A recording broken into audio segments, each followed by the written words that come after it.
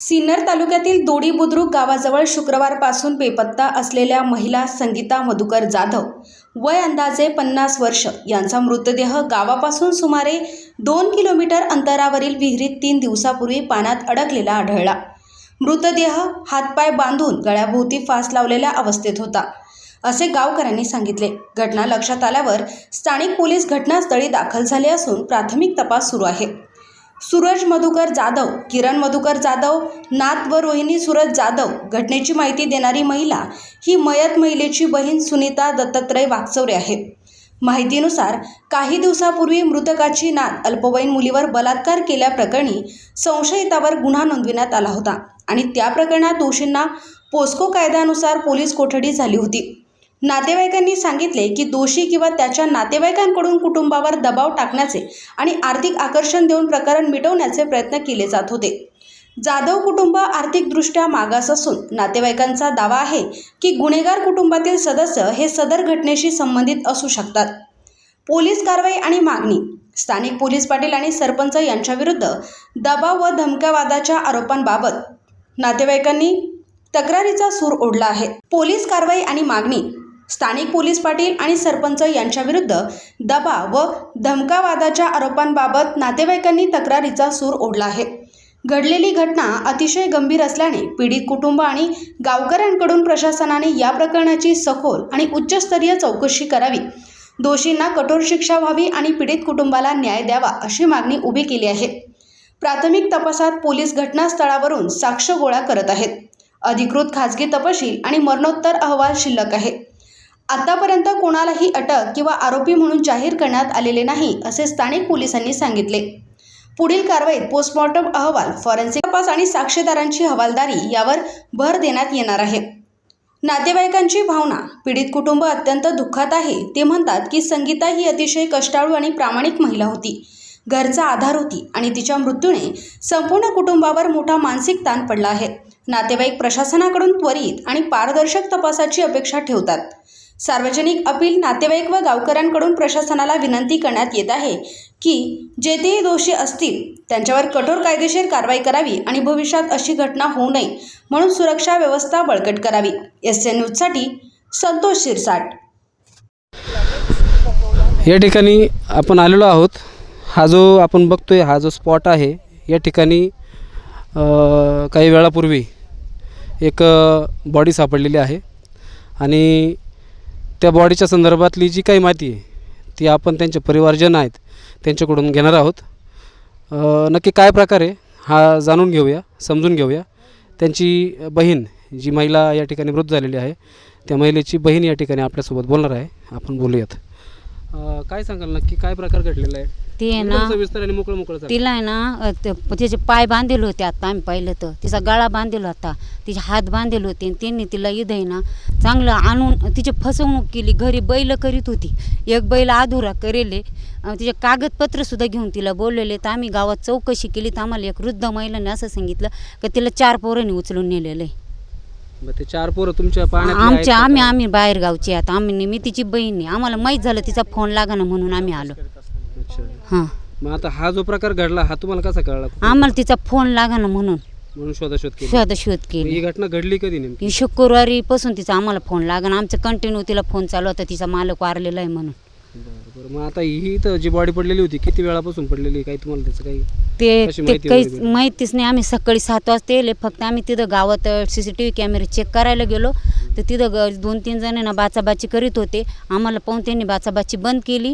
मग मी एक पोलिसांना फोन लावला। ते मला म्हणे मावशी एक ठिकाणी बॉडी सापडेले पण ती अजून सक्सेस झाली नाही, लेडीजची आहे का पुरुषाची, ती जर सक्सेस झाली तर मी तुम्हाला फोन करेन म्हणे। आता ही जी महिला आहे यांचं नाव तुम्ही सांगू शकता का? म्हणजे संगीता मधुकर जाधव। आणि तुम्ही कोण आहेत? त्यांच्या बहीण आहे। तुमचं काय नाव आहे? सुनीता दत्तात्रय वाकचौरे। आता त्यांच्या पश्चात त्यांच्या पाठीमागे त्यांच्या घरामध्ये कोण आहे आता? कोण नाही, 2 मुलं आहे आणि नवरा वगैरे? नवरा वारलेला आहे तिचा। आणि ती कोणासंग तिचं कधी वाईट नव्हतं। आम्ही तिला काय म्हणायचं, अक्का नको इथं राहू, तू आमच्या तिकडे चालतो, कोण नाही राहिलं इथं। ती म्हणायची नाही माझं गाव लय चांगलं, माझं गाव लय चांगलं, तर मग का मा बहिणीचा घात केला? बरोबर आहे। मग आता इथं तुमच्यासोबत अजून तुमच्या परिवारातले कोण कोण माणसं? आमच्या परिवारातले ही बहीण ननंद आहे त्यांची, ही मामी भाऊज आहे माझी, ही सून आहे त्यांची। अच्छा, मग आता ही जी काय आता डेड बॉडी इथून नेलेली आहे ही आता दोडीच्या दवाखान्यामध्ये नाही आम्हाला PM साठी नाशिकला नेलेली. नाशिकला न्यायची, आम्हाला दोडील नाही न्यायची, दोडील नेलं तर दाबादाबी करतील. बरं, दाबादाबी करणारे जे लोक आहेत ते संशयित लोक ज्यांच्यावर तुम्हाला डाऊट आहे मग ते लोकं तुम्हाला माहिती आहे का कोण? मला आम्हाला ते माहिती गावातले का बाहेरचे लोकांनी- दाबादाबी करणारे कोण लोक लोकांनी माहीत, फक्त आम्हाला तिचा फोन आलेला होता. मला म्हणे मला सरपंच आणि पोलीस पाटील येऊन दम देतोय म्हणे. अच्छा, म्हणजे या ठिकाणी आपण बघू शकता सरपंच आणि पोलीस पाटील यांच्यावरती जे शंकेची जी सुई आहे ती फिरतीये. तर आपण बघूया पुढे पोस्टमार्टम रिपोर्टमध्ये काय येतं आहे आणि आपण तशा परिवाराच्या संपर्कामध्ये राहणारच आहोत. हां, बरोबर. रेप झालेला होता ना, त्या लोकांचा पण संशय आम्हाला. आता 8 दिवसापूर्वी त्याच लोकांनी हे केलेलं आहे. रेप झालेला होता. ते लोक म्हणे माघारी घे म्हणून सरपंच आणि पोलीस पाटील तिच्या येत ती होता. नात ते हे कुठे 13 वर्षाची नाते आणि ती कुठे इथंच आहे का? इथंचे. हां, तिच्यावर रेप झालेला होता म्हणून माझ्या बहिणीला यांनी तक्रार मारलं. वगैरे दाखल केलेली आहे? हां कोणत्या हां पोलीस स्टेशनला आहे ती? Nandur police station. मग आता ते पोस्कोमध्ये त्यांना आतमध्ये टाकलेलं असेल आरोपी. हां हां ते आरोपी याच गावचे आहे का? हां अच्छा, बघू शकता खूप भयानक प्रकार आहे आणि या प्रकाराची दखल प्रशासनाने घ्यावी अशी तीव्र प्रतिक्रिया या जनमानसातून येत आहे. त्याच्यामुळं अच्छा, आणि अजूनही बरेचसे काही खुलासे होत आहेत. या ठिकाणी सर्वप्रथम त्या महिलेची झटापट झालेली आहे आणि त्यानंतर तिचे हातपाय बांधून तिला इथं समोर एक विहीर आहे, ती विहीर आपण तुम्हाला दाखवू, थांबा एक मिनिट, ती विहीर तुम्हाला दाखवलं जाईल. तर त्या विहिरीमध्ये तिचे हातपाय बांधून तिला टाकलं गेलेलं आहे आणि साधारण 2-3 दिवसापासून परिवार त्यांचे शोध घेत आहेत, त्यांचे परिवारातील माणसं. आणि आज मी तिला ती बॉडी त्यांची शोधाशोध केल्यानंतर सापडलेली आहे. ती आता इथं दोडीच्या रुग्णालयामध्ये PM साठी आता पोलीस यंत्रणेच्या माध्यमातून ते घेऊन गेलेले आहे ॲम्ब्युलन्समध्ये टाकून. तर परिवाराची अशी मागणी आहे की तिचा PM जो आहे तो नाशिकच्या रुग्णालयामध्ये करावा अशी त्यांची मागणी आहे.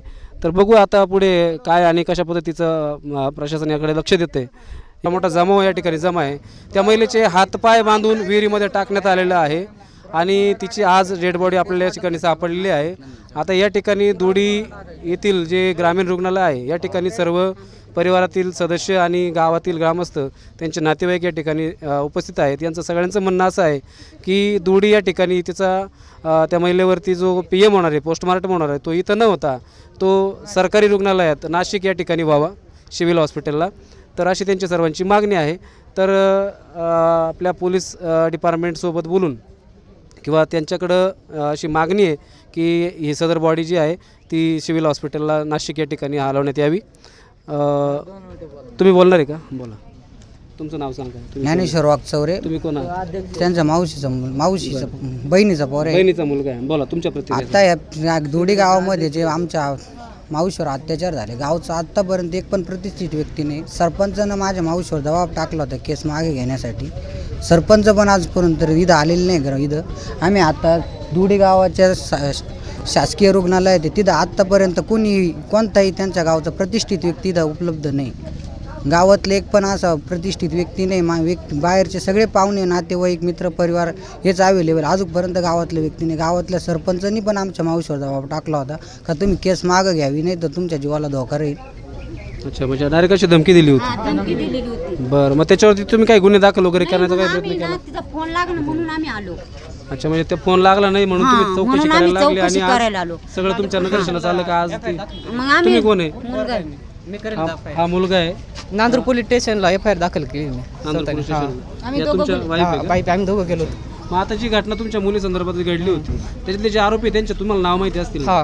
काय नाव आहे त्यांचे? एक भूषण निवृत्ती नामदेव उगले, हां रवींद्र निवृत्ती उगले, हां. दुसरा नामदेव निवृत्ती उगले.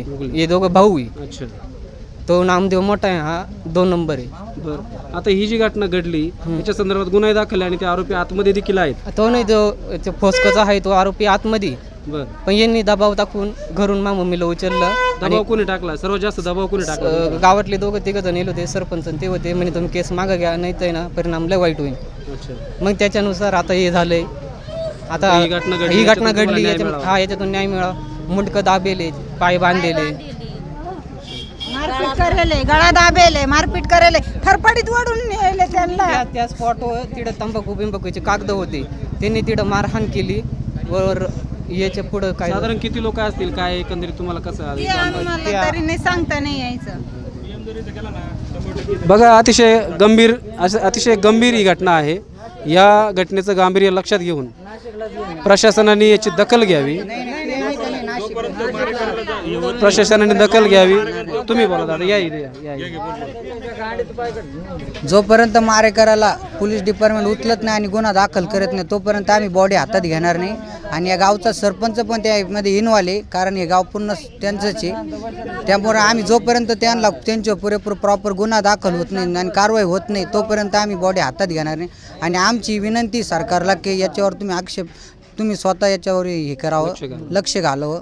मुख्यमंत्री देवेंद्र फडणवीस मुख्यमंत्री यांना, महाराष्ट्राचे उपमुख्यमंत्री देवेंद्र फडणवीस यांना आमचं विनंती की तुम्ही या केसमध्ये इन्व्हॉल्व व्हावं. आणि हे तर आम्ही या हॉस्पिटल इथं पोस्टमॉर्टम होऊन देणार नाही. आम्हाला पोस्टमॉर्टमसाठी नाशिक सिव्हिल हॉस्पिटलला न्यायची बॉडी. ठीक आणि गुन्हा दाखल झाल्याशिवाय आम्ही बॉडी हातात नेणार नाही. आहे. या ठिकाणी अतिशय तीव्र प्रतिक्रिया या परिवाराच्या भेटत आहेत. अजून आणि मला म्हणे का 3 लाख रुपये देतो, घर देतो, केस मागं घे म्हणून. मी नाही घेतलं मागं. त्याच्यामुळे त्यांनी माझ्या सासूला अटॅक केली आणि घेऊन गेले. हे त्यांचीच कारस्थान आहे. मी डायरेक्टली सांगते. दडपण टाकण्याचे कोणकोणते प्रकार असू शकतात या घटनेतून आपल्याला लक्षात येतील. समजा आपण एखाद्या आमिषाला बळी नाही पडलो तर शेवटी आपल्याला जीवाला मुकावं लागतं. अशीच ही घटना यातून दाखवत आहे. SN न्यूजसाठी संतोष शिरसाट. बघूया आपण पुढं याच्या घटनेचं गांभीर्य कुठपर्यंत जातं आहे, कसं काय पुढं घटना काय घडतात याच्यावरती आपलं लक्ष राहील.